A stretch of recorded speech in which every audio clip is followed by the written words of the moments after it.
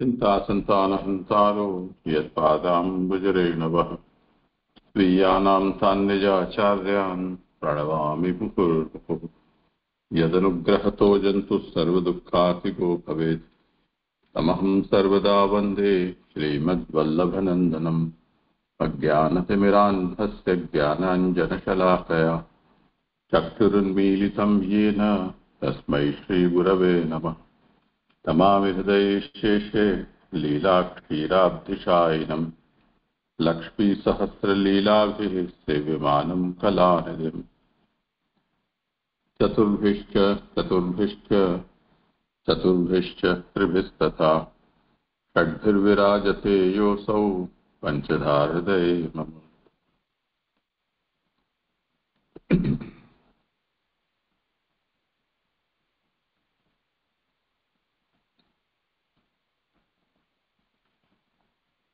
दंडवत प्रणाम जय जय।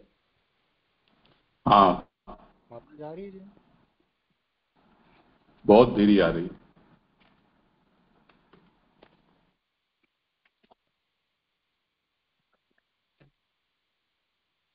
हाँ, दंडवत प्रणाम जय जय। अब आई आवाज? हाँ, पहले से ठीक है। ठीक। हाँ। श्रीमद् भागवत के निरूपित, श्री भागवत में निरूपित भगवान की आनंदमयी लीलाओं में एकार्थक सप्तविध निरूपण निबंध ऑफ श्री सुबोधनी जी के माध्यम से श्री आचार्य जी महाप्रभु जी ने प्रकट कर हम जीवों को कृतार्थ किया है, और आप श्री के सानिध्य में, आप श्री के अनुग्रह से उसी सुबोधिनी कृपा रस का हम आस्वादन कर रहे हैं। श्री सुबोधनी जी के अध्ययन क्रम के इस सत्र में प्रथम स्कंद अधिकार लीला का उत्तमाधिकार प्रकरण अभी चल रहा है, जिसमें परीक्षित जी के जन्म पूर्व की शुद्धि और परीक्षित जी के जन्म का प्रसंग, तत्पश्चात धृतराष्ट्र और पांडवों की मुक्ति का प्रसंग, कली के आगमन और कली के निग्रह आदि प्रसंगों का निरूपण पूर्व में 7 से 17 अध्यायों में हो चुका है। अभी 18वां अध्याय चल रहा है, जिसमें परीक्षित जी को ऋषि द्वारा श्राप दिया जाने का प्रसंग चल रहा है। कल के प्रसंग में निरूपण हुआ कि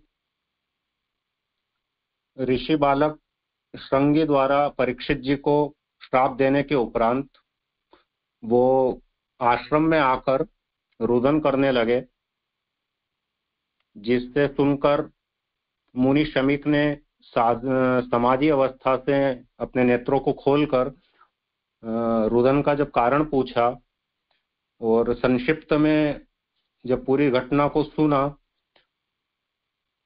तो जब राजा को श्राप दिया इस प्रकार का कृत्य उन्होंने सुना, तो ऋषि श्रृंगी का समर्थन शमीक ऋषि ने नहीं किया।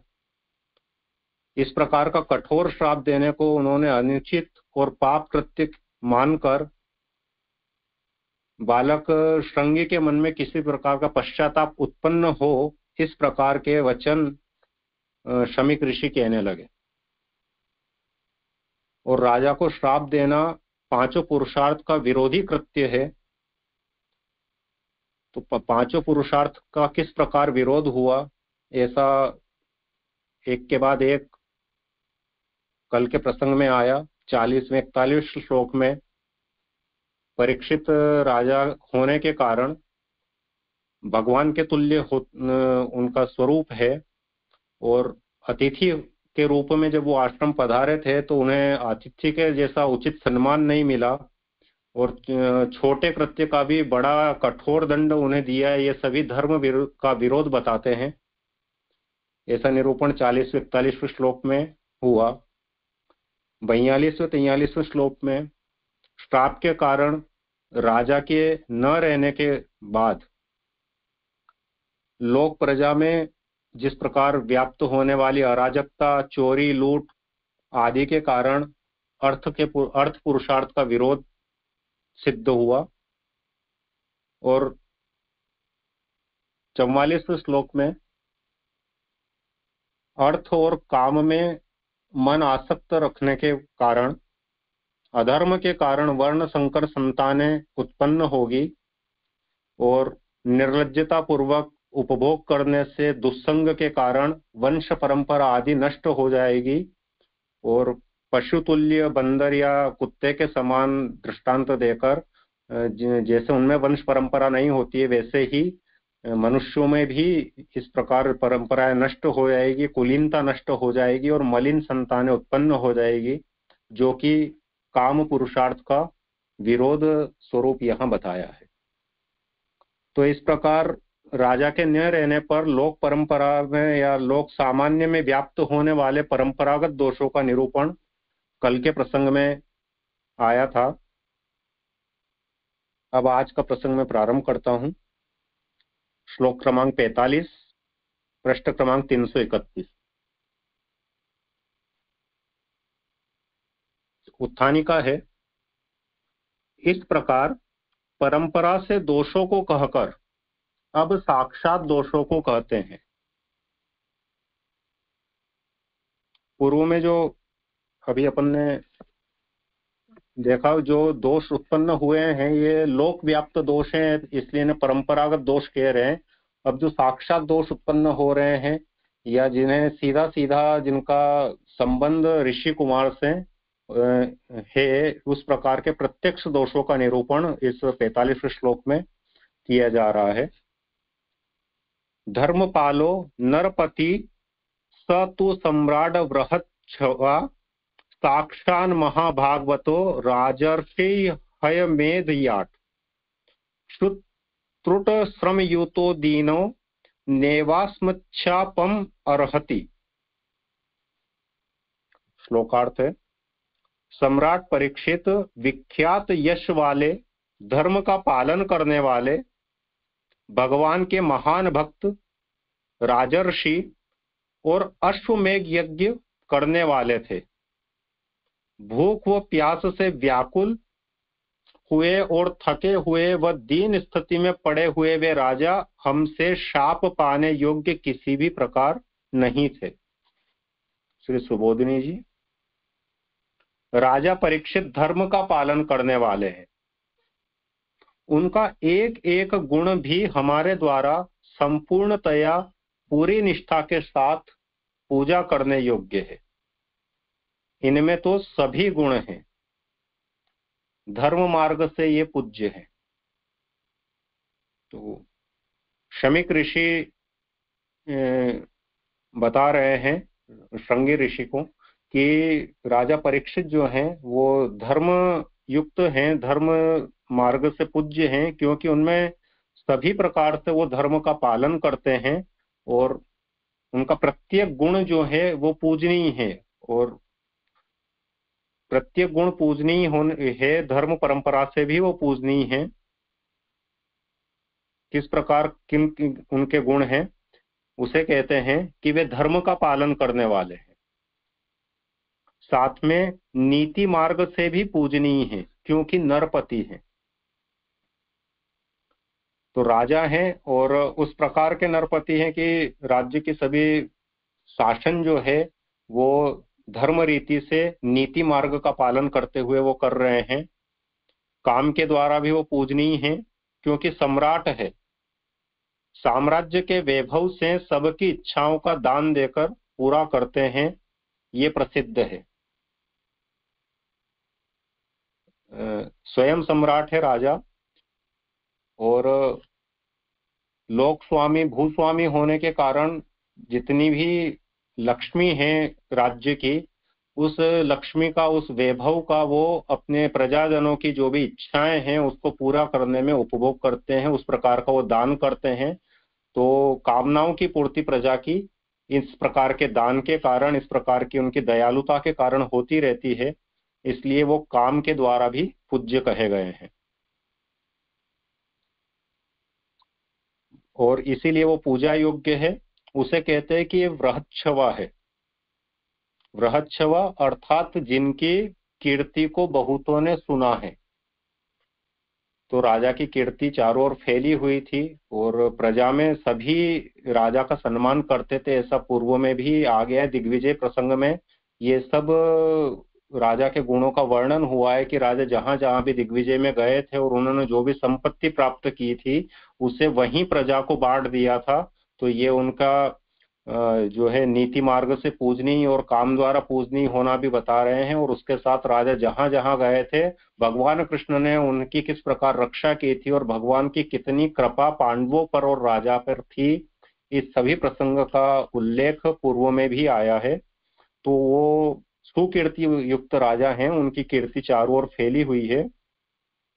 भक्ति मार्ग से भी वो पूज्य है, साक्षात महाभागवत हैं। दूसरे लोग तो गुरु द्वारा भगवान के से अंगीकार किए हुए महाभागवत होते हैं, परंतु इनके तो भगवान ही गुरु है, इसलिए साक्षात महाभागवत है। तो भक्ति मार्ग की दृष्टि से देखें तो भी ये महाभागवत है, महान भक्त हैं जिनके ऊपर प्रभु की, भगवान की साक्षात कृपा रही है।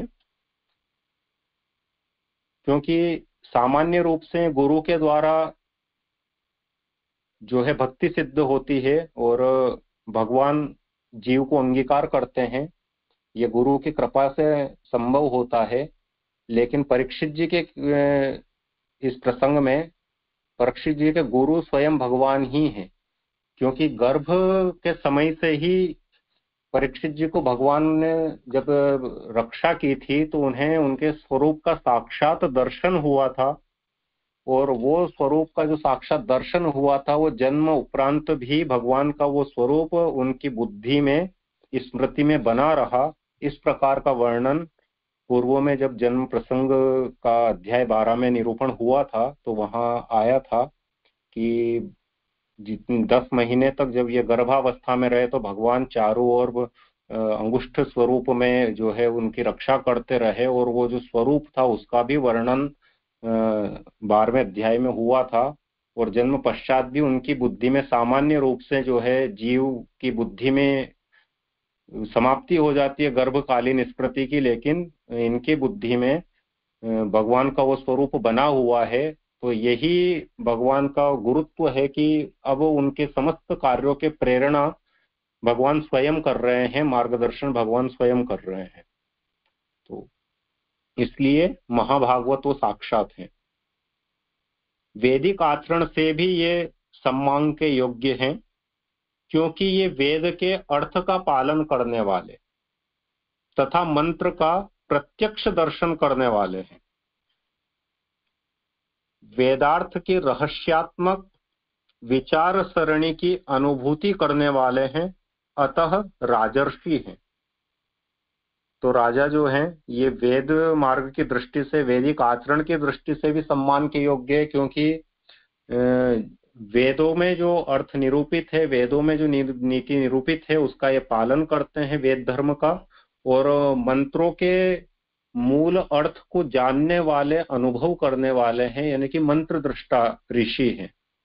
और वेदों के रहस्य को, सार तत्व को समझने वाले हैं, इसलिए इन्हें राजर्षि कहा है। कर्म मार्ग की दृष्टि से भी आप आदरणीय हैं, क्योंकि इन्होंने अश्वमेघ आदि यज्ञ किए हैं, अतः इनके विषय में अधिक क्या कहा जाए। अर्थात धर्म मार्ग, कर्म मार्ग, नीति मार्ग, वेद मार्ग, इन सब भक्ति मार्ग, इन सभी दृष्टिकोण से राजा के प्रत्येक गुण जो है वो पूजनीय महर्षि श्रमिक बता रहे हैं कि ये सर्वगुण संपन्न है। यदि धर्म की दृष्टि से आदरणीयता पर विचार नहीं भी किया जाए तो भी केवल लौकिक विचार से भी राजा पूज्य है। इन सभी धर्म और नीति की बात को छोड़ दे तो भी एक सामान्य लोक प्रचलन है कि राजा जो होता है वो पूजनीय होता है। तो लोक दृष्टि से भी राजा होने के कारण वो पूज्य हैं। उसे कहते हैं कि वे भूख, प्यास एवं थकान से युक्त थे। ये सारी पहले कही गई बातें मुनि शमीक ने योग से जान ली थी, क्योंकि श्रृंगी ने तो केवल इतना ही बताया था जो घटनाक्रम हुआ, लेकिन राजा भूख प्यास से पीड़ित थे। जब श्रृंगी ऋषि आश्रम में पहुंचे हैं, रुदन कर रहे हैं, तब तक राजा परीक्षित जा चुके हैं। तो जो घटनाक्रम हुआ वो केवल श्रृंगी ऋषि ने भी अपने साथियों से सुना भर था और उसके आधार पे ही उन्होंने श्राप दिया था। तो राजा थकान से युक्त थे, भूख प्यास से युक्त थे। ये जो है ये सारी बात श्रृंगी ऋषि ने नहीं कही है, मुनि श्रमिक ने इसको अपने योग बल से जाना है। और तालु सूख जाने से राजा दीन हो गया था। इस प्रकार से सब तरह से पूजनीय राजा श्राप पाने योग्य नहीं था। पूजनीय का पूजन न किए जाने से यह अधर्म हो गया। राजा का केवल एक दोष देखने से ही अपने में नीचापन आ गया, यह अर्थ हुआ कि राजा परिस्थितियों के कारण, दीन अवस्था में होने के कारण इस प्रकार का कृत्य राजा से हुआ। तो जिस प्रकार के गुणों का अभी इस श्लोक में वर्णन आया है, इतने गुणी राजा में इतने प्रकार के गुण होने के बावजूद परिस्थितियों के कारण जो कृत्य उनसे हुआ है, उसको अपन ने दोष के रूप में देखकर जो श्राप दिया है, ये कहीं ना कहीं नीच कृत्य शमीक ऋषि कह रहे हैं कि इसके अपने में जो राजा का दोष दर्शन का एक स्वभाव आया, ये नीचपना आ गया, ये अर्थ हुआ। ये 45वां श्लोक संपूर्ण हुआ। जैसे कुतो विचारणी। हाँ, प्रणाम जय जय। यहाँ पे जो वर्णन आया ना परीक्षित जी के बारे में कि उन्होंने किस अवस्था में ये कार्य किया, जो वो भूख व प्यास से व्याकुल हुए थे और उनका पानी नहीं मिलने से उनकी जो तालु है वो भी सूख गया था। तो ये थोड़ी जिज्ञासा ये होती है कि जो भारतवर्ष का चक्रवर्ती सम्राट है, वो उसकी ऐसी परिस्थिति, पानी जैसी चीज उसको नहीं मिल पाए। खुद चक्रवर्ती सम्राट जब कहलाते हैं, या उसको रास्ते में कहीं भी कुआं, तालाब, नदी, झरना कुछ भी नहीं मिला है और सीधा यहाँ पे ही उसकी भूख प्यास मिटानी है, तो ये तत्वतः तो समझ में आ जाता है कि ठाकुर जी को ये लीला करवानी है, लीला से ये बोध मिल जाता है। पर अगर तार्किक इसका हम लोग कोई संगति बिठाए तो कैसे बिठेगा जी? प्रणाम। करें समाधान।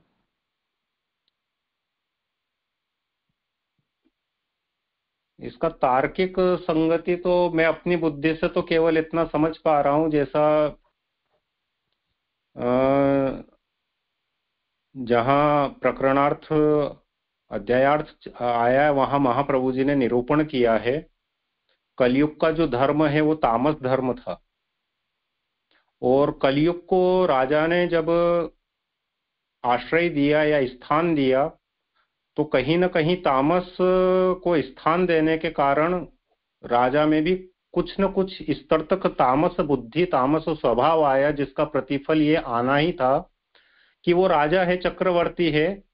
तो उनका ये एक भाव हो सकता है कि चूंकि मैं राजा हूं, चक्रवर्ती हूं, तो फिर मैं जो है जहां पे भी जाऊंगा वहां मुझे सम्मान या आतिथ्य मिल जाएगा और स्वतः ही लोग मेरी सेवा में प्रस्तुत होकर मुझे जल पानी जो भी है वो देंगे, तो मैं स्वयं जाके उसको ढूंढूं और उस प्रकार उनका सेवन करूं। ये जहमत उन्होंने नहीं उठाई होगी, और ये अहंकार का जो भाव उनमें, राजा होने का भाव शायद आया, ये वो तामस गुण जो व्याप्त कलयुग को आश्रय देने से हुआ, उसका फल स्वरूप ये हुआ हो।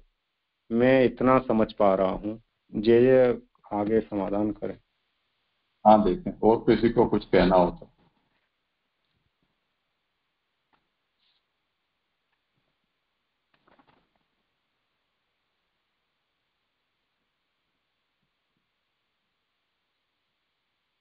धन्यवाद। प्रणाम जी जी। जैसे आपने भी पूर्व में समझाया था कि राजाओं को ये मुर्गिया करने का अलाउड है। तो ये राजा जो अभी मुर्गिया या शिकार के लिए जिन वन में निकले हैं, तो ऐसी परिस्थिति में हम समझ सकते हैं कि जब मुर्गिया या शिकार के लिए वन में जाते हैं तो राजा के साथ में कुछ एक दो शायद हो, या तो शायद अकेले भी राजा जाते हो। तो वहाँ पे खाना पीना मिले ऐसा आवश्यक नहीं है, क्योंकि वे जंगल में यानी शिकार के लिए जाते हैं। एक तो ये है कि उन्हें इस कारण से कहीं पे जल या खाना न मिला हो, और दूसरा हमने देखा कि खाली यानी भूख और प्यास के ही कारण राजा ने ऐसा कृत्य या ऐसा कर्म नहीं किया है। उनमें जो 10 दोष उत्पन्न हुए, यानी उसके कारण ये राजा से ये हुआ है। और ये 10 दोष यानी उसके 2 कारण महाप्रभु जी यानी भागवतार्थ में समझाते हैं कि एक तो प्रभु की इच्छा, उसका जो कारण समझाते हैं, और दूसरा यहाँ पे यानी ये बताया कि कली को स्थान देने के कारण उस प्रकार की राजा की बुद्धि हुई है। तो ये 10 दोष व्याप्त यानी उत्तरोत्तर उसके कारण राजा से ये कृत्य हुआ है, लेकिन राजा का ऐसा स्वभाव नहीं है, वही समझाया था जी। सही बात। नहीं, वो तो ठीक है। वो तो जैसे उन्होंने सर्प डाला उनके गले में, तो वो दोष से व्याप्त होकर डाला, मगर ये जो शारीरिक जो उनको तृष्णा और ये हो रहा है, उसके अंदर दोष कार्य नहीं कर सकते हैं ना, या कर सकते हैं, वो थोड़ा जानना था कि चलो वो इतना बड़ा मृग्या भी कर रहे हैं तो कहीं ना कहीं तो झरना या कुछ ना कुछ तो होना चाहिए, नदी, या उनके जो साथ में चलते हैं इतने चक्रवर्ती सम्राट है तो कुछ लेके भी चलते। जैसे हम लोग भी कहीं जाते हैं ऐसी जगह पे, दुर्गम जगह पे, तो हम लोग साथ में पानी के बोतल वगैरह लेके जाते हैं। तो कहने का मतलब कि ये तो चक्रवर्ती सम्राट है, तो इनका जीवन भी इतना अंगरक्षकों द्वारा सुरक्षित होना चाहिए कि भाई इनको कहीं भूख प्यास से उनकी कहीं जान नहीं चली जाए। तो ये दृष्टि से मैंने पूछा है। बाकी दोस्त तो थे उनमें, वो बराबर है, वो बात सही है आपकी। ये दंड समझे कलयुग के कारण जो दोष हुए थे, उनके जो कलयुग के जो दोष लगे हुए हैं, वहाँ ऋषि के शमीक ऋषि के अंदर तो घड़ा भी रखा हुआ था। उससे भी उन राजा ने नहीं सोचा कि मैं घड़े से पानी उठा के करूं, तो उनको ये आ गया था शमीक ऋषि जो है जानबूझकर मेरा अनादर कर रहे हैं, ऐसा प्रतीत होता है। सही बात।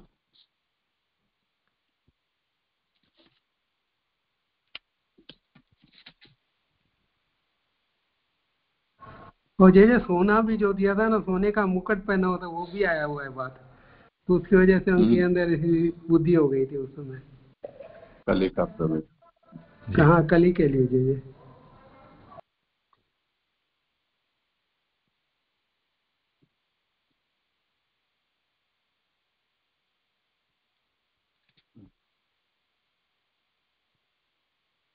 करूँ आगे जी?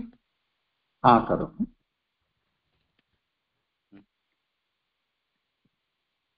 46वें की उत्थानिका है। अधिक क्या कहना, भक्त का द्रोह करने से भगवान क्रोधित हो जाते हैं, अब उससे हमारा सर्वनाश हो जाएगा, इस भय से भगवान की प्रार्थना करते हैं। तो परीक्षित जी महाभागवत हैं, जैसा पूर्व श्लोक में निरूपण हुआ, परम भक्त हैं भगवान के। तो यदि भक्त का द्रोह किया है तो भगवान क्रोधित हो जाते हैं, और भगवान अगर क्रोधित हो गए तो सर्वनाश निश्चित है। तो ये जो भय ऋषि के हृदय में आ रहा है, इससे भयग्रस्त होकर ऋषि भगवान से प्रार्थना कर रहे हैं। अपापेषु स्वभृत्येषु बाले नापक्व बुद्धिना पापम कृतम तद भगवन सर्वात्मा क्षंतुम अर्हसि। आपके पाप रहित भक्तों में इस बालक ने कच्ची बुद्धि होने के कारण जो पाप कर दिया है, हे भगवान आप सबके आत्मा होने से क्षमादान देने के योग्य हैं। सुबोधिनी जी, जो आपके निष्पाप भक्त हैं, आपके द्वारा पालन किए जाने वाले दास हैं, विचार करने पर वस्तुतः जो पाप से रहित है, हे भगवान आप इस दूर तक विचार सकने की क्षमता से हीन बालक को क्षमा कर दीजिए।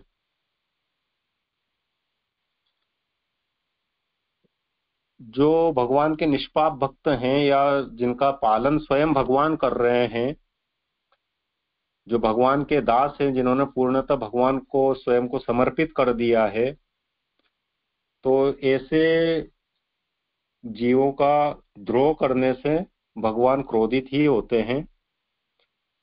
और ये जो परीक्षित का कृत्य था, ये कृत्य को छोड़ दिया जाए तो परीक्षित भगवान के दास हैं और भगवान के द्वारा ही वो जो है, ये कह सकते हैं कि वो निष्पाप भक्त हैं भगवान के।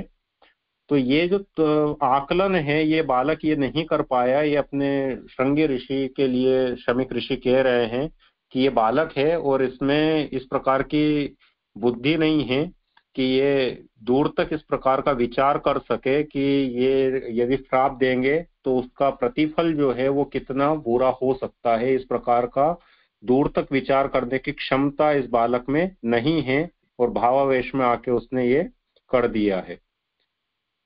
तो ऐसे बालक को क्षमा कर दीजिए। बालक में गुण दोष का विश्लेषण करने की बुद्धि नहीं होती है, यह बताने के लिए यहाँ बालक शब्द का उपयोग किया है।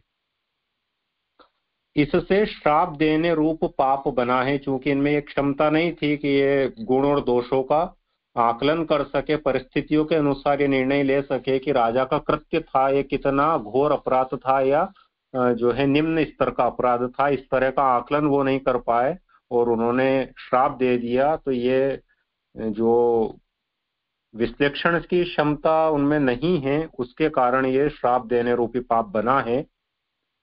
क्षमा करने में कारण बताते हैं कि आप सभी के आत्मा हैं, अतः भेद दृष्टि से रहित है, इसलिए यह अपना है तथा यह पराया है, यह विषम भाव भी आप में नहीं है। भगवान से अनुनय कर रहे हैं शमीक ऋषि और क्षमा करने के कारण के पीछे तर्क के दे रहे हैं कि आप जो है वो सर्वात्मा है और किसी प्रकार की भेदभाव दृष्टि आप में नहीं है। आपके लिए हम सब पुत्र हैं, तो ये अपना है ये पराया है, इस प्रकार का भेद दृष्टि नहीं है और विषम भाव आप में नहीं है, इसलिए इसको बालक समझ के क्षमा करें। ब्राह्मणों को इससे क्या भय है? ऋषि कुमार ने राजा परीक्षित को श्राप दिया, जो होना है वो राजा परीक्षित का होना है, तो ब्राह्मणों को इससे क्या भय है? ये एक शंका यहाँ उत्पन्न हो रही है। वहां कहते हैं कि वे भगवान हैं, भक्तों के विरोधियों पर कुपित हो जाते हैं। भगवान भक्तों के विरोधियों पर कुपित हो जाते हैं, तो ब्राह्मण का भय यही है कि भगवान यदि कुपित हो गए तो मोक्ष प्राप्त करने में विरोध उत्पन्न हो जाता है, यह बताया है। तो वो जो 3 पुरुषार्थों का वर्णन पूर्व में आ चुका है, ये चतुर्थ पुरुषार्थ का विरोध है। यहाँ बताया है कि जो है मोक्ष पुरुषार्थ का विरोध हो जाएगा, क्योंकि भगवान कुपित हो गए तो इनको मुक्ति नहीं हो पाएगी, मोक्ष नहीं हो पाएगा। ये यहाँ मोक्ष पुरुषार्थ का विरोध यहाँ बताया गया है। यहाँ 46वां श्लोक समाप्त हो गया। यहाँ ये पंक्ति जो आ रही है ना, तीसरी पंक्ति जो आ रही है, क्षमता से हीन बालकों को क्षमा कर दिया। बालक तो एक ही है, क्षमी राजा है, तो बालकों क्या करे कर दें, यहाँ पे बालक कर दें, क्यों बालकों आया? क्षमता से हीन बालकों को क्षमा कर दीजिए। हाँ, यहाँ तो एक ही है। पर ऐसा तो नहीं है कि दूसरे बालक भी साथ में थे, उन्होंने भी इसको मना नहीं किया, ये भी विचार कर सकते हैं।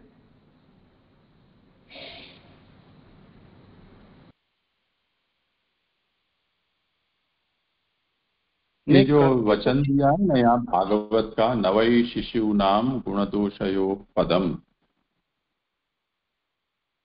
तो वहां पर बालकों में गुण दोष का विश्लेषण करने की बुद्धि नहीं होती, ऐसे वहां बहुवचन है, तो इन्होंने उसका अनुवाद में एक वचन ही कर दिया है बालकों में। तो मुझे लगता है कि वो उसी झोंक में जब अनुवाद किया है ना, तो उन्होंने यहाँ भी बहुवचन कर दिया है।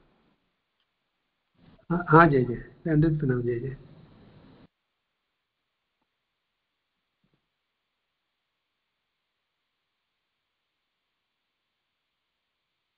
एक वचन ही है मूल में भी, बालक ने कच्ची बुद्धि होने के कारण जो पाप कर दिया है, एक वचन ही समझ। तो बालक करते हैं जय जय।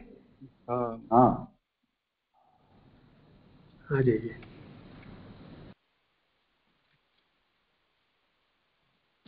ठीक है, करो बात। जी जी। 43वें की उत्थानिका है। भक्ति का विरोध बताते हुए कहते हैं कि श्राप के बदले श्राप दिया जाकर उसका समाधान हो जाएगा। इस शंका का परिहार करते हुए कहते हैं। अब जो पंचम पुरुषार्थ है भक्ति, वो ये उसका विरोध यहाँ बता रहे हैं इस वाले श्लोक में कि श्राप के बदले श्राप दिया जाकर, कि जैसे ऋषि ने श्राप दिया है राजा परीक्षित को, तो उसी प्रकार एक श्राप इधर से भी राजा चूंकि स्वयं सिद्ध भक्त हैं तो वो भी दे दें, तो उस प्रकार से भी परिहार हो सकता है। तो श्राप के बदले श्राप दिया जाकर इसका समाधान हो जाएगा, तो इस शंका का परिहार यहाँ कर रहे हैं। तिरस्कृता विप्रलब्धा शप्ता क्षिप्ता हता अपि नाश्य तत्प्रतिकुर्वन्ति तद्भक्ता प्रभवो अपि ही। तिरस्कार किए गए, धोखा खाए हुए, शाप दिए गए, अवज्ञा किए गए तथा ताड़ना देने पर भी भगवान के भक्त सब कुछ करने में समर्थ होते हुए भी अपने प्रति किए गए इन सभी अपराधों का बदला नहीं लेते। सुबोधिनी जी, तिरस्कृत होने पर भी भक्त प्रतिकार नहीं करते हैं। चाहे उन्हें गाली देकर अपमानित किया जावे या कुटिल वचनों से उन्हें ठगा जावे, इस समय जो श्राप दिया है उसी प्रकार श्राप दिया जावे अथवा किसी प्रकार से उन्हें अधिक्षिप्त निंदित किया जावे या मारा जावे, तो भगवान के जो भक्त होते हैं वो किसी भी प्रकार के तिरस्कार का प्रतिकार नहीं करते हैं, उसे भगवत कृपा समझकर, भगवत इच्छा समझकर आत्मसात कर लेते हैं।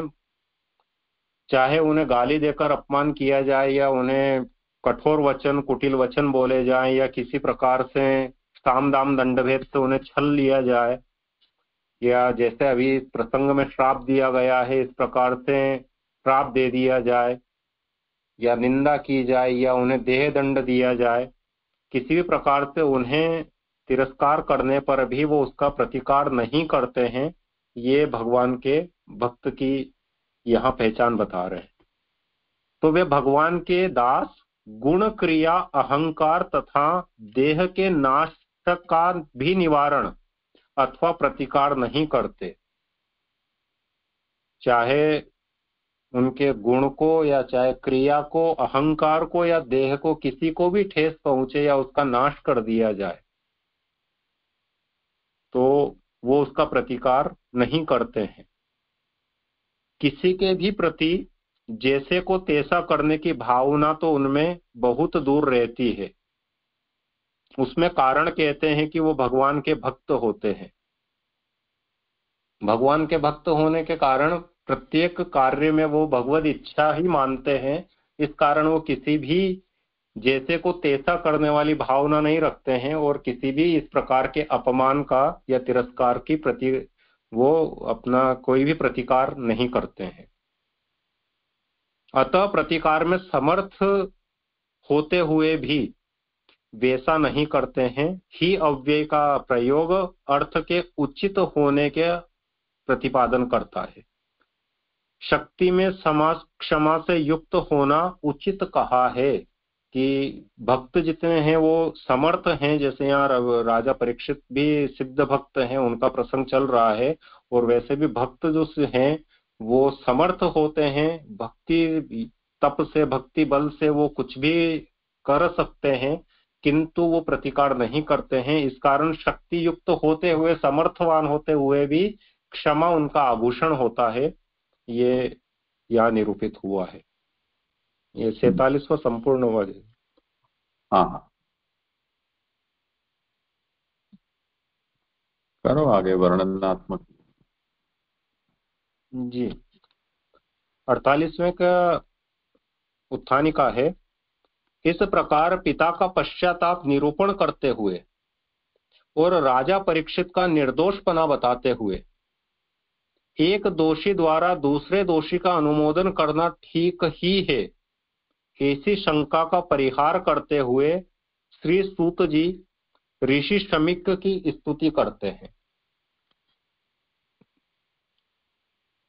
तो जैसा पूर्व के 3 श्लोक में आया है कि ऋषि शमीक ऋषि पश्चाताप कर रहे हैं और पश्चाताप करके जिस प्रकार का एक कृत्य हुआ है, इस कृत्य को अनुचित कृत्य मान रहे हैं, उसका पश्चाताप वो कर रहे हैं और उसके प्रतिफलों को गिना रहे हैं। तो उसका निरूपण हुआ और राजा परीक्षित क्यों निर्दोष है, इस प्रकार का जो दृष्टिकोण है वो भी हमारे सामने प्रस्तुत हुआ। तो यहाँ एक शंका सामने आ रही है, जैसा एक सामान्य बोलचाल की भाषा में है, अपन कह सकते हैं कि चोर चोर मौसेरे भाई, वो एक दूसरे का मतलब गवाही देते हैं कि ये निर्दोष है। तो इसी प्रकार कहीं ऐसा तो नहीं है कि यहाँ चूंकि शमीक ऋषि का पुत्र स्वयं दोषी है तो वो परीक्षित जी के दोष को पे पर्दा डाल रहे हों और एक दोषी दूसरे दोषी का ठीक होने का अनुमोदन कर रहा हो। तो इस प्रकार की आशंका जो उठ रही है उसकी का यहाँ परिहार करते हुए सूत जी ऋषि शमीक की स्तुति कर रहे हैं कि इस प्रकार का नहीं है। सूत उवाच इति पुत्र कृताघेन सो नुत तप्तो महामुनि स्वयं विप्रकृतो राज्ञा ने वाघम तद अचिंतयत। इस प्रकार पुत्र द्वारा किए गए पाप से वे महामुनि पश्चाताप युक्त हो उठे। राजा द्वारा स्वयं अपराध किए जाने पर भी उन्होंने उसका अपराध सोचा तक नहीं। श्लोकार्थ है,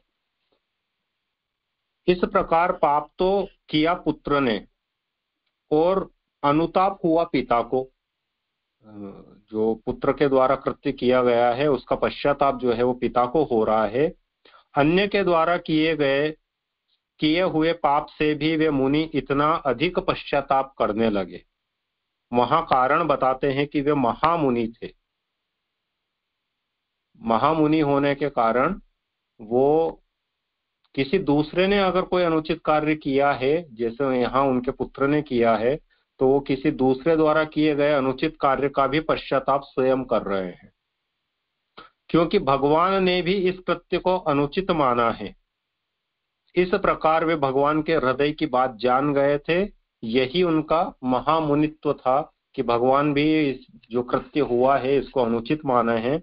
इस प्रकार का भगवान का हृदय का भाव वो जान गए हैं अपने योग बल से, महामुनित्व के कारण। इससे अधिक और क्या कहा जा सकता है कि राजा ने मुनि के कंधे पर सर्प रखने का पाप किया और मुनि ने उसके अपराध को मन में नहीं सोचा। अतः परंपरा से भी पाप से डरने वाले होने के कारण भगवान के हृदय का ज्ञान होने से उन्हें अपने में ही दोष दिखाई दिया, इसलिए वे महामुनि कहलाए। तो सूत जी यहाँ शमीक ऋषि के को स्तुति कर रहे हैं, उनका जो है महामुनि होने के कारण का खुलासा कर रहे हैं कि वो परंपरा से भी कोई दोष स्वयं में व्याप्त न हो जाए, इतना भय रखते हैं कि कोई अप्रत्यक्ष रूप से कोई दोष वहां उनके ऊपर न आ जाए, उसके पाप से वो डरने वाले हैं और भगवान के हृदय के भाव को जानने वाले हैं। इस कारण वो किसी भी प्रकार के अन्य के दोष को न देखकर स्वयं के दोषों को देखते हैं। तो अपन ये अगर जो उत्थानिका में आया था कि परीक्षित के दोष को उन्होंने ढक दिया हो, तो उन्होंने तो परीक्षित के दोष का विचार ही नहीं किया। उन्होंने तो केवल श्रृंगी के कृत्य के कारण जो परंपरा से या साक्षात प्रकार से दोष उत्पन्न हो सकते हैं उनका विचार करके इस प्रकार का पश्चाताप किया है, इसलिए वो महामुनि हैं। यहाँ 48 को संपूर्ण हुआ।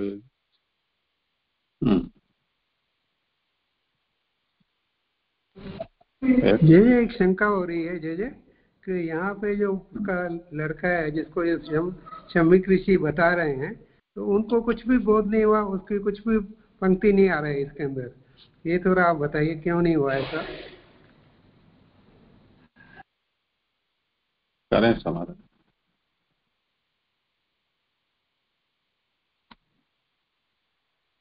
नहीं, श्रृंगी को तो ये सारी बात अब समझा ही रहे हैं ना। श्रृंगी को तो ये दोष बोध जब उन्होंने ये कृत्य कर दिया तब तक तो हुआ नहीं था, क्योंकि वो उनके भाव से सोच रहे थे, जैसा अपन ने 34, 35, 36 श्लोक में देखा। और उन्होंने अपने बात को जस्टिफाई वहां किया है कि राजा को श्राप देना क्यों उचित था, इस प्रकार का उन्होंने अपना भाव व्यक्त किया। तो वो उनका दृष्टिकोण जो था श्राप देते वक्त वो वहां स्पष्ट हो गया है। अब जो श्रृंगी ऋषि के बारे में जो बात यहाँ आई है वो तो यही आई है कि वो बालक बुद्धि है, तो उन्हें दूर तक सोचने की क्षमता नहीं है, क्या सही है क्या गलत है इसका विश्लेषण करने की क्षमता उनमें नहीं थी। इसलिए ये सही और गलत जो आपने किया वो श्रृंगी ऋषि स्वयं को सही मान रहे थे, लेकिन वो गलत कृत्य है, अनुचित कृत्य है। यह बात अब श्रृंगी ऋषि को ही तो बता रहे हैं। और ये कल के प्रसंग में आया था कि मौन होकर वो बिना विरोध के उसको श्रवण कर रहे हैं। इसका मतलब जब तक उसका किसी चीज का विरोध नहीं किया, इसका उसको स्वीकार्यता उसमें उसकी दृष्टिगत होती है। तो यहाँ श्रृंगी ऋषि ने किसी भी प्रकार से, शमिक ऋषि ने जो जो बातें यहाँ कही है विगत श्लोकों में, उनका विरोध श्रृंगी ऋषि नहीं कर रहे हैं। ये अप्रत्यक्ष रूप से हमें ये बता रहा है कि मौनम स्वीकृति से लक्षणम, वो इन चीजों को अब स्वीकार कर रहे हैं। ये विवेक अब वो शायद उनमें आ रहा है कि मुझसे भी जो है वो गलत कार्य हो गया है, इसीलिए उसका वो विरोध नहीं कर रहे, नहीं तो वो अपना मंतव्य जो है वो पुनः स्पष्ट करते शायद। मैं ये समझ पा रहा हूँ। पर वहां तो आया था कि वो ऋषि भी हैं अपने, इनके महामुनि शमिक के जो लड़के हैं वो भी ऋषि हैं, तो उनको बोध नहीं हुआ। नहीं, ऋषि हैं लेकिन सभी की अपनी अपनी सिद्धता है, सभी की अपनी परिपक्वता है। वो किस स्तर के हैं ये तो मतलब इस पे मैं कैसे टिप्पणी करूं। जे थोड़ा सा आप बताएं।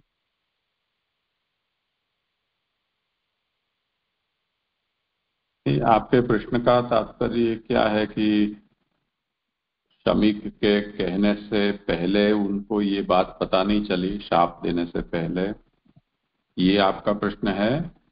या पिता ने जब ये सब उनको लताड़ा फटकारा उसके बाद भी उनको बोध हुआ या नहीं हुआ उसका यहाँ उल्लेख नहीं है, तो क्या हुआ, ये आपका प्रश्न है?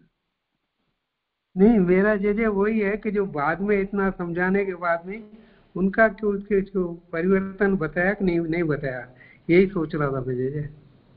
हाँ, नहीं वो तो कहने की बात ही नहीं है, वो तो पिता के वचन हैं, तो उनको शिरोधार्य थे, ऐसा ही समझना चाहिए।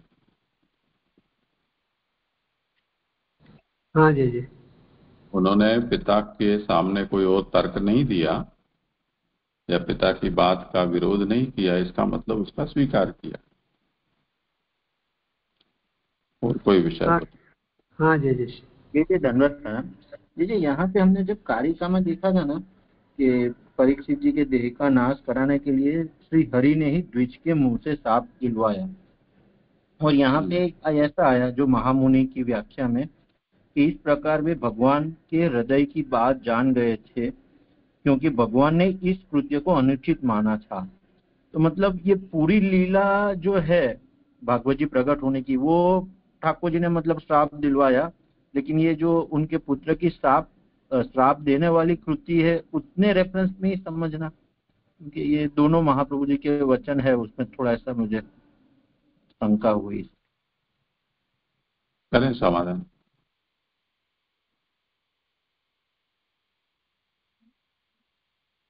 नहीं, लीलात्मक पहलू से अपन देखें तो वो तो ठाकुर जी ने ये सारी लीला रची ही है कि जिसके कारण परीक्षित का उद्धार हो सके और जो है भागवत का प्रकटीकरण हो सके, भविष्य के लिए जीवों के उद्धार का साधन बन सके। तो ये सब ठाकुर जी की लीला तो है ही।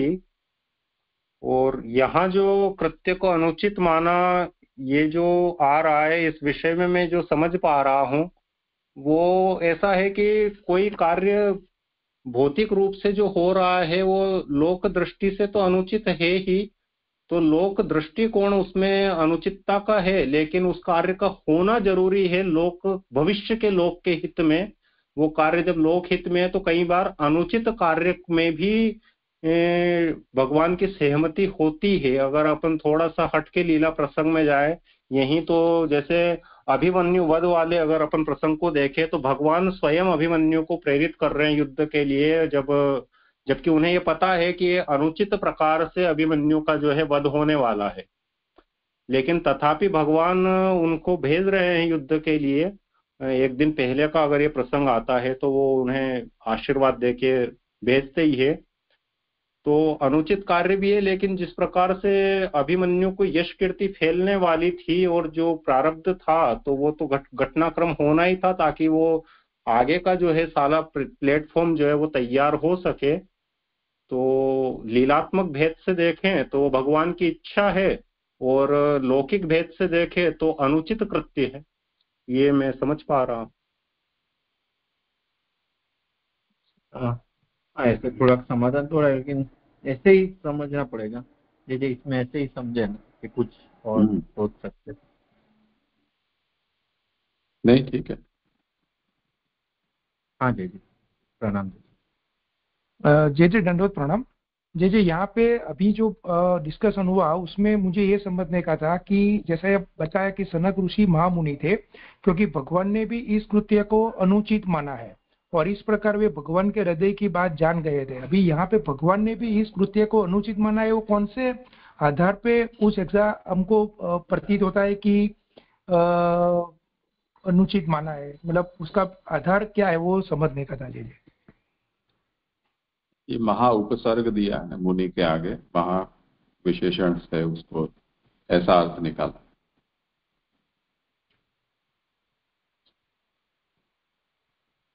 जी जी जी।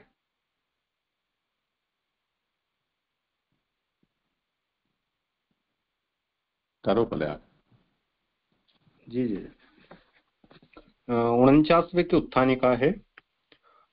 महामुनि शमीक तथा महाराज परीक्षित, इन दोनों की समानता बताते हुए अब उपसंहार करते हैं। प्रायशः साधवो लोके परेर्द्वंदेषु योजिता न व्यथ्यन्ति न हृष्यन्ति यत आत्मा गुणाश्रयः। लोक में प्राय यह देखा जाता है कि असत पुरुष साधु पुरुषों को हर्ष शोकादि द्वंद्व में जोड़ देते हैं, परंतु वे साधु पुरुष न तो दुखी होते हैं और न ही प्रसन्न होते हैं, क्योंकि आत्मा इन गुणों का आश्रय नहीं होता। श्री सुबोधिनी जी, प्राय लोक में यह प्रवृत्ति देखी जाती रही है कि असज्जन सज्जनों को कष्ट में डाल देते हैं। यहाँ साधु शब्द परीक्षित तथा मुनि शमिक की प्रकृति के विषय में किया है। यूं तो सामान्यतया सभी के लिए प्रयुक्त हुआ है, परंतु प्रसंगानुसार राजा और मुनि के लिए विशेष रूप से प्रयोगित किया गया है। तो एक सामान्य दृष्टांत है कि असज्जन जो है या दुष्ट व्यक्ति जो है वो सज्जनों को किसी किसी प्रकार के कष्ट में डालते ही रहते हैं। ये लोक में अच्छी तरह व्याप्त है। तो वैसा ही कुछ यहाँ पे हो रहा है। तो राजा परीक्षित और मुनि शमिक दोनों के लिए यहाँ साधु शब्द का उपयोग किया है, प्रसंग के अनुसार और परिस्थिति के अनुसार, कि लोक में सभी स्थानों पर असाधुओं के द्वारा साधुओं को कष्ट की स्थिति में डाला जाता है। उस समय राजा के द्वारा मुनि शमिक तथा ऋषि बालक द्वारा राजा को इस परिस्थिति में डाल दिया था। जब राजा ने शमिक मुनि के गले में सर्प डाला तो उस वक्त राजा का ये जो कृत्य था ये असत पुरुष दुष्ट के समान था, और वहां जो साधु हैं वो शमिक ऋषि हैं। और द्वितीय वृत्तांत में जब ऋषि बालक ने श्राप दिया तो वहां ऋषि बालक ने जो कच्ची अवस्था या अविवेकशील अवस्था के कारण ये कठोर श्राप दे दिया है, ये असत पुरुष जैसा व्यवहार ऋषि बालक का कहलाया। और यहाँ राजा जो है वो सत पुरुष साधु पुरुष की स्थिति में आए। तो ये दो अलग अलग प्रसंगों में, एक बार राजा परीक्षित असत व्यवहार के कारण यहाँ आए हैं और दूसरी बार राजा जो है वो सत व्यवहार के रूप में यहाँ आए हैं, ये उद्धृत हो रहा है। तो साधारणतया अन्यों के द्वारा भी ऐसा कर ही दिया जाता है कि दुष्ट लोग संतों को पीड़ा पहुंचाते हैं और उसमें निष्ठा रखने वाले उन्हें हर्ष की परिस्थितियां प्रदान करते हैं। परंतु दुखों में जोड़े जाने पर साधु पुरुष दुखी नहीं होते और सुखों के साथ जोड़े जाने पर हर्ष को प्राप्त नहीं होते। अतः साधुओं में क्षोभ नहीं होता, यह उचित ही कहा है कि जो असत पुरुष है, दुष्ट हैं, वो साधुओं को किसी न किसी प्रकार का कष्ट पहुंचाते रहते हैं, पीड़ा में डालते रहते हैं, ये बात सत्य है। किंतु जब साधु पुरुषों को दुखों में जोड़ा जाता है या दुख दिया जाता है तो वो दुखी नहीं होते हैं। और जो उनके जो है, ये कह सकते हैं, जो सुख में जोड़े जाते हैं, ऐसे व्यक्ति होते हैं जो उनका हित चाहते हैं, उनके लिए सुख का कार्य करते हैं, तो वो सुखी भी नहीं होते हैं। यानी कि सुख दुख का भाव साधु पुरुषों के हृदय में नहीं होता है। उन्हें ना किसी भी प्रकार का क्षोभ या उद्वेग उत्पन्न होता है, ना ही किसी प्रकार का हर्ष उत्पन्न होता है। वहां वो प्रमाण देते हैं कि आत्मा गुणों का आश्रय नहीं होता, हर्ष आदि गुण कहलाते हैं, उनका आश्रय अंतःकरण का होता है, न कि आत्मा। ऋषि तथा राजर्षि परीक्षित दोनों में ही अंतःकरण के अध्यास वाली स्थिति न होने से क्षोभ का अभाव होना उचित ही है, यह भाव हुआ। यहाँ प्रमाण दे रहे हैं कि क्यों जो है साधु पुरुषों में या ऋषियों में हर्ष और क्षोभ जो या उद्वेग है, दुख है, वो व्याप्त नहीं होता है। उसका ये कारण बता रहे हैं कि वो इस मूल तत्व को जानने वाले होते हैं कि आत्म केंद्रित होते हैं। तो देहाध्यास, प्राणाध्यास या अंतःकरण अध्यास वाली स्थितियों से वो परे होते हैं। और ये हर्ष या शोक, दुख, उद्वेग, खुशी, ये सब जो है भाव हैं, ये अंतःकरण में व्याप्त होने वाले गुण हैं। चूंकि साधु पुरुषों में इस प्रकार का अंतःकरण का अध्यास वाली स्थिति नहीं होती है। और इस प्रसंग में शमीक ऋषि और परीक्षित जी दोनों ही महर्षि की श्रेणी के हैं जिनमें अंतःकरण के अध्यास वाली स्थिति नहीं है। इसलिए अप्रिय स्थिति जो ये उत्पन्न हो गई है कि जब बालक ने श्राप दिया तो ऋषि शमीक पश्चाताप कर रहे हैं और उस श्राप का जो प्रतिफल होने वाला है, राजा को मृत्यु होने वाली है 7 दिवस के भीतर, तो इसका एक शोक व्याप्त होना चाहिए था। वो शोक राजा को भी व्याप्त नहीं हो रहा है और इसी प्रकार ऋषि को भी व्याप्त नहीं हो रहा है। ये यहाँ क्षोभ के भाव का अभाव होना ये यहाँ बताया गया है। ये 49वां संपूर्ण हुआ और अध्याय भी इसी के साथ संपूर्ण हुआ। इति श्रीमद् भागवत महापुराण प्रथम स्कंद के 18वें अध्याय की श्रीमद् वल्लभाचार्य चरणकृत श्री सुबोधिनी जी की संस्कृत टीका के उत्तमाधिकार प्रकरण का 12वां अध्याय हिंदी अनुवाद सहित संपूर्ण।